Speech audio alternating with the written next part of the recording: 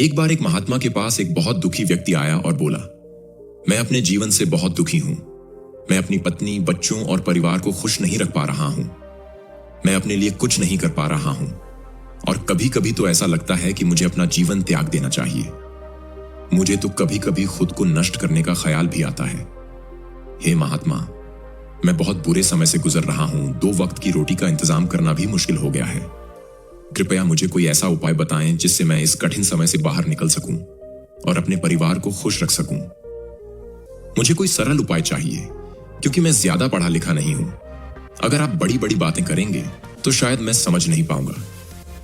महात्मा यह सुनकर मुस्कुराए और बोले, तुम्हें एक काम करना होगा। फिर महात्मा ने सामने इशारा करते हुए कहा, उस ऊंची पहाड़ी पर एक मंदिर है। वहां उस मंदिर के पास चींटियों का एक घर है जहां हजारों चींटियां रहती हैं। आपको यह सुनकर थोड़ा अजीब लगेगा, लेकिन सच यह है कि वे चींटियां उस मंदिर की जमीन को नुकसान पहुंचाती हैं और वहां की मिट्टी की उर्वरता को नष्ट कर देती हैं, जिसके कारण वहां पेड़ या घास नहीं उग पाती। महात्मा जी मुस्कुराए और बोले, तुम मेरा एक काम करो, फिर मैं तुम्हारे सारे सवालों के जवाब दूंगा। तुम अगले 7 दिन तक रोज उस पहाड़ी पर जाओ और उन चींटियों के घर को नष्ट कर दो। तुम उसे तब तक नष्ट करते रहना जब तक वहां से सभी चींटियां कहीं और चली नहीं जाती। अगर फिर भी मंदिर के आसपास चींटियों का घर दिखता है तो उसे तोड़ डालो, लेकिन ध्यान रखना, जब तुम घर तोड़ो तो किसी भी चींटी को कोई भी नुकसान नहीं पहुंचना चाहिए।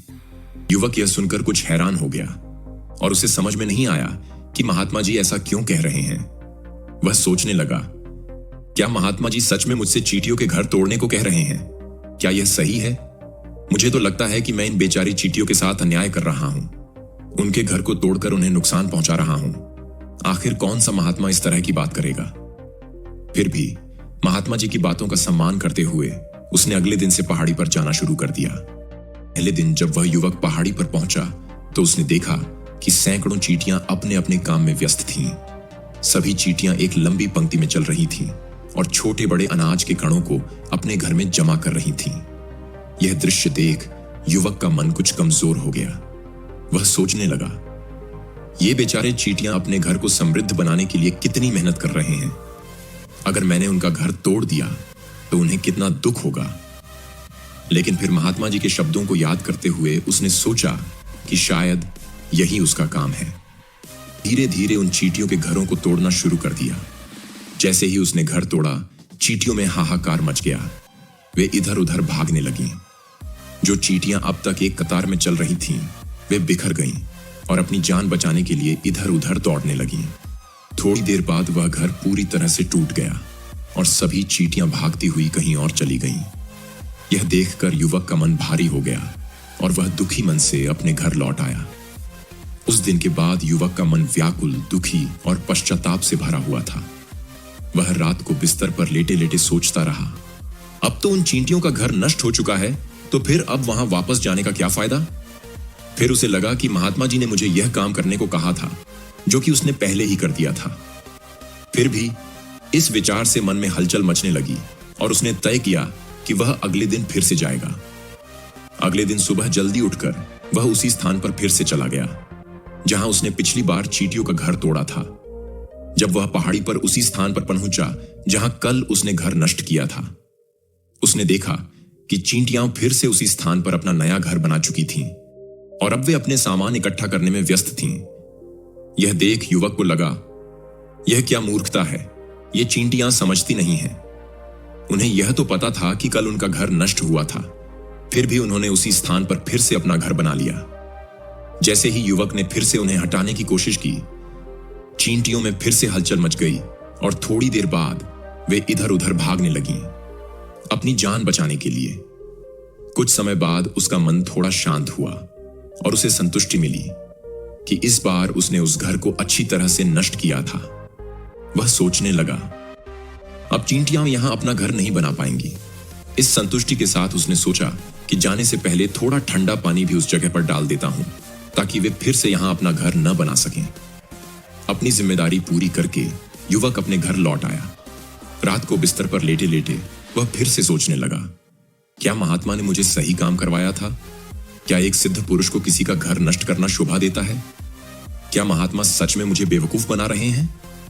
यह सोचते सोचते वह उलझन में पड़ा रहा, लेकिन फिर उसने ठान लिया कि वह पहले अपना काम पूरा करे। यह तो बाद में ही पता चलेगा कि महात्मा जी मुझसे ऐसा क्यों करवाना चाहते थे। यह सोचते हुए वह सो गया। अगले दिन फिर सुबह जल्दी उठकर वह पहाड़ी की ओर चल पड़ा। जब वह पहाड़ी पर पहुंचा और उस जगह पर पहुंचा जहां उसने चींटियों का घर तोड़ा था, तो उसे देखकर बहुत खुशी हुई कि अब वहां कोई घर नहीं था। सभी चींटियां वहां से भाग चुकी थीं। अब युवक को लगा, अब मुझे रोज रोज यहां आने का क्या फायदा है, क्योंकि अब चींटियां अपना घर कहीं और बना चुकी हैं। युवक सोचने लगा, महात्मा जी ने मुझे 7 दिन तक यहां आने को कहा था, पर आज तो केवल तीसरा दिन ही है। अब बाकी के 4 दिन यहां आकर क्या फायदा। इस सोच के साथ उसने तय किया कि वह सीधे महात्मा जी के पास जाएगा और उन्हें अपनी सारी बातें बताएगा। जब वह पहाड़ी से मुड़कर महात्मा की झोपड़ी की ओर जाने लगा, तभी उसकी नजर अचानक एक नए घर पर पड़ती है। यह घर भी सिर्फ चींटियों का था, मतलब उन चींटियों ने थोड़ी सी दूरी पर नया घर बना लिया था। वह देखता है कि अब चींटियां उस नए घर में बस चुकी थीं। यह नया घर उनके पुराने घर से थोड़ी ही दूरी पर था। युवक को यह देखकर समझ में आया कि महात्मा शायद पहले से जानते थे कि ये चींटियां यहां से अपना घर बदल लेंगी, इसीलिए उन्होंने उसे 7 दिन तक आने को कहा था। और इस विचार के साथ वह फिर से उन चींटियों के नए घर को तोड़ने के लिए पहुंच जाता है। जब वह युवक वहां पहुंचा तो देखा कि चींटियां फिर से अपने काम में व्यस्त थीं। वे अपने लिए भोजन इकट्ठा कर रही थीं और उसे अपने नए घर में जमा कर रही थीं। पहले घर के गिरने के बाद भी कुछ अनाज वहां बचा हुआ था और चींटियां उसे उठाकर अपने नए घर में ला रही थीं। यह देख युवक का मन फिर से विचलित हो गया। वह थोड़ा कमजोर महसूस करने लगा, क्योंकि वह खुद भी मानसिक और शारीरिक रूप से थक चुका था और समय का भी असर उस पर हो रहा था। इसीलिए उसके मन में उन चींटियों के लिए दया और भावनाएं उमड़ पड़ी। वह सोचने लगा, ये बेचारे कितनी मेहनत कर रहे हैं और मैं इन्हें नुकसान पहुंचा रहा हूं। उसे उन पर दया आ गई और वह महसूस करने लगा कि वह इन्हें मदद देना चाहता था, लेकिन इसके बजाय वह इनका घर नष्ट कर रहा था। फिर भी महात्मा के शब्दों को याद करते हुए उसने अपने निर्णय पर कायम रहते हुए उस घर को नष्ट करने का मन बना लिया। इस बार उसने बहुत सावधानी से घर को तोड़ना शुरू किया ताकि किसी भी चींटी को नुकसान न हो। यह काम थोड़ा ज्यादा समय ले रहा था, क्योंकि महात्मा ने उसे पहले ही चेतावनी दी थी कि वह किसी भी चींटी को नुकसान न पहुंचाए। इस बार युवक पहले से भी ज्यादा दुखी था, क्योंकि उसने उन चींटियों का नया घर भी नष्ट कर दिया था। वह सोचने लगा कि वह इन बेचारे जीवों को बसने का मौका नहीं दे रहा है और अब वह खुद को शैतान या राक्षस मानने लगा था। उसकी आत्मग्लानि और पछतावा बढ़ता जा रहा था। फिर भी महात्मा के वचनों को याद करते हुए उसने खुद को समझाया और दुखी मन से घर लौट आया। रात को सोने से पहले वह फिर सोचने लगा, मैं कितना बड़ा शैतान हूं। पुराने घर को छोड़ो, लेकिन अब मुझे लगता है कि इन चींटियों के लिए मेरे पास कोई जगह नहीं बची है। मैं सोच रहा था कि वे चींटियां मेरे बारे में क्या सोचेंगी और वह भगवान कितना बड़ा राक्षस होगा जो मुझसे यह काम करवा रहा है। फिर भी उसने ठान लिया कि वह अगले दिन फिर से जाएगा और अपना काम पूरा करेगा। अगली सुबह वह फिर से उसी जगह पहुंचा। वहां पहुंचकर उसे यह देखकर फिर से हैरानी हुई कि इस बार चींटियां ने अपना घर फिर से एक नई जगह पर बना लिया था। वे पहले से भी ज्यादा ऊर्जा और जोश के साथ काम कर रही थीं और एक ही रात में उन्होंने पहले से भी बड़ा घर बना लिया था। अब वह चींटियां फिर से अपने काम में व्यस्त थीं, अपना अनाज और भोजन इकट्ठा कर रही थीं। यह देख युवक हैरान रह गया और सोचने लगा, ये चींटियां किस मिट्टी की बनी हैं? मैं बार बार इन्हें यहां से भगाने की कोशिश कर रहा हूं और ये फिर से यहीं अपना घर बना ले रही हैं। क्या इन्हें नहीं पता कि मैं इन्हें यहां कभी नहीं बसने दूंगा? ये चींटी कितनी छोटी दिखती है, लेकिन फिर भी यह मुझसे हार नहीं मान रही है। गुस्से में उसने फिर से उनका घर तोड़ना शुरू कर दिया, लेकिन इस बार जब वह घर नष्ट कर रहा था, कुछ चींटियां वहीं मर गईं और उसके पैरों के नीचे कुचली गईं। कुचली हुई चींटियों को देख जब वह अपने अहंकार से बाहर आया तो उसे एहसास हुआ कि उसने गुस्से में कितनी चींटियों को नुकसान पहुंचाया है। उसका दिल पश्चाताप से भर गया और वह आंसुओं से रोते हुए अपने घर की ओर लौटने लगा। रात को सोते समय वह फिर सोचने लगा, मैं इन चींटियों पर कितना अत्याचार कर रहा हूं। अब मैं इससे अधिक इन पर जुल्म नहीं कर पाऊंगा। यह सोचकर उसने तय किया कि वह अगले दिन उन चींटियों के लिए कुछ अच्छा करेगा। वह अपने घर से थोड़ा आटा लेकर पहाड़ी पर पहुंचा आज उसके मन में उन चींटियों के प्रति श्रद्धा और दया का भाव था। आज वह युवक उन चींटियों की मदद करना चाहता था। जैसे ही वह वहां पहुंचा, उसने देखा कि चींटियां फिर से अपना नया घर बनाने में लगी हुई थीं। वह देखता है कि उन चींटियों को देखकर उसे दया आने लगी। उसने बड़ी कोमलता से उन चींटियों को अपने साथ लाया हुआ आटा खिला दिया। अगले 7 दिनों तक वह रोज सुबह जाता और चींटियों को अपने हाथों से खाना खिलाता। यह क्रम लगातार चलता रहा और युवक में अब एक नई भावना उत्पन्न हो गई थी, दया और सहानुभूति। 7 दिन बाद वह युवक हाथ जोड़कर महात्मा के पास पहुंचा। वह बोला, हे महात्मा, मुझे क्षमा करें। मैंने उन चींटियों का घर नष्ट करने की बहुत कोशिश की। मैंने सिर्फ 1 बार नहीं बल्कि 4 बार उनका घर नष्ट किया, लेकिन फिर मैं हिम्मत नहीं जुटा सका। मैंने उनका घर फिर से नष्ट नहीं किया। अब मुझे समझ में आ गया है, शायद मैंने आपका काम ठीक से नहीं किया और हो सकता है कि आप मुझे वो रास्ता भी न बताएं जो मुझे मेरे बुरे वक्त से बाहर निकाल सके। लेकिन मुझे अब इसकी कोई परवाह नहीं है, क्योंकि मुझे लगता है कि मैंने सही काम किया है। तो अब मैं आपकी अनुमति लेकर वापस जा रहा हूं। यह सुनकर महात्मा मुस्कुराए और बोले, अरे बेटा, तुम कहां जा रहे हो? रुको, कुछ जलपान तो कर लो। थोड़ी देर रुको, फिर चल जाना। यह कहकर महात्मा उस युवक की ओर मुड़े और पानी लाकर उसे दिया। पानी देने के बाद महात्मा ने उस युवक से पूछा, बताओ, तुम वह चींटियों का घर क्यों नहीं नष्ट कर सके? महात्मा मुस्कुराते हुए बोले, वो चींटियां तो बहुत छोटी हैं और तुम कितने बड़े हो, फिर भी तुम उन छोटी सी चींटियों के घर को नष्ट नहीं कर पा रहे हो। अगर तुम उनका घर नष्ट नहीं कर सकते तो तुम्हारी असली ताकत कहां है? महात्मा के सवाल ने युवक को सोचने पर मजबूर कर दिया। युवक ने उत्तर दिया, हे महात्मा, मैं पहले उन चींटियों का घर नष्ट कर चुका था।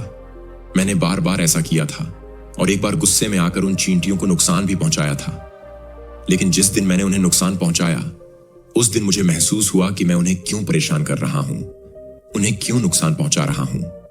और उसी दिन से मैंने सोचा कि अब मुझे उन्हें नुकसान नहीं पहुंचाना चाहिए। मैंने उन्हें परेशान करने के बजाय उनकी मदद करनी शुरू कर दी। यह सुनकर महात्मा ने कहा, यही वह सीख है जो तुम्हें मिली है। एक छोटी सी चींटी भी हमें जीवन का बहुत बड़ा संदेश देती है। महात्मा की बातों ने युवक को गहरी समझ दी और उसे महसूस हुआ कि छोटी छोटी चींटियां भी हमें जीवन की सच्ची समझ दे सकती हैं। महात्मा मुस्कुराते हुए बोले, मैंने तुम्हें उन चींटियों का घर नष्ट करने के लिए नहीं भेजा था। मैंने तुम्हें इसीलिए भेजा था ताकि तुम उनसे कुछ सीख सको। क्या तुम मुझे बता सकते हो कि तुमने उन चींटियों से क्या सीखा? युवक ने पूरी कहानी महात्मा को सुनाई। कहानी सुनने के बाद महात्मा ने संतुष्ट होकर कहा, बेटा, इन चींटियों से तुम्हें जो पहली सीख मिली वह यह है कि तुमने कितनी बार उनके घर को तोड़ने की कोशिश की, कितनी बार उनका घर टूटा, लेकिन हर बार जब तुमने उनका घर नष्ट किया, उन्होंने कभी हार नहीं मानी। उन्होंने हमेशा अपना नया घर फिर से बना लिया। अगर वे हार मान जाते तो तुम उन्हें अब वहां नहीं पाते। यही है जीवन का तरीका। महात्मा ने आगे कहा, हम इंसान अक्सर 1-2 बार हार जाने के बाद टूट जाते हैं, निराश हो जाते हैं और फिर हम कोशिश करना छोड़ देते हैं। कुछ लोग तो इतना निराश होते हैं कि वे अपनी जान तक लेने की सोचते हैं। लेकिन तुमने देखा होगा कि जानवर कभी अपनी जान नहीं लेते। चाहे वे कितने भी भूखे या दुखी हों, वे हमेशा संघर्ष करते रहते हैं। लेकिन हम इंसान 1 या 2 बार कठिनाइयों का सामना करते ही आत्महत्या की सोचने लगते हैं। याद रखो, महात्मा ने कहा, जीवन परिश्रम से भरा हुआ है। कर्म करना ही जीवन है। मृत्यु तो अंतिम और परम विश्राम है, इसलिए मृत्यु से पहले कभी भी कर्म न छोड़ो। महात्मा की ये बातें युवक के दिल में गहरी उतरी और उसने समझा कि जीवन में संघर्ष और परिश्रम ही सफलता का रास्ता है। महात्मा ने आगे कहा, हार मत मानो, क्योंकि मरने के बाद तुम परम विश्राम में जाओगे। तो उससे पहले तुम अपना काम क्यों छोड़ रहे हो? तुम निराश क्यों हो रहे हो?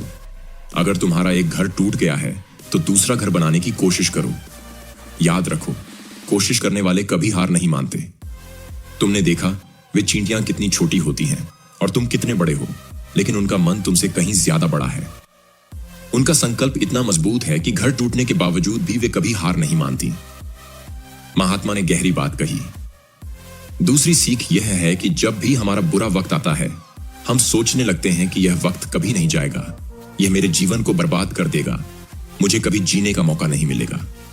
और यही विचार हमें दुखी कर देते हैं, जबकि असल में इनमें से कोई भी विचार सच नहीं है। ये विचार हमारी मानसिक स्थिति को कमजोर करते हैं और हम प्रयास करना छोड़ देते हैं। लेकिन सोचो, क्या बार बार प्रकृति हमें नुकसान पहुंचाएगी? अगर हम बार बार उठकर नए प्रयास करते रहेंगे तो एक दिन प्रकृति भी हमसे हार मान जाएगी और वह भी हमारी मदद करने लगेगी। महात्मा ने मुस्कुराते हुए कहा, यदि हम लगातार मेहनत करते रहे और कभी हार न माने तो एक दिन प्रकृति हमारे सामने घुटने टेक देगी और हमें वह सब कुछ देगी जिसकी हमने कभी कल्पना भी नहीं की थी। महात्मा की ये बातें युवक के दिल में गहरी उतर गईं। उसने महसूस किया कि हर मुश्किल समय में अगर वह हार मानकर रुक जाता तो वह कभी आगे नहीं बढ़ पाता। जीवन में संघर्ष और लगातार प्रयास ही सफलता की कुंजी है।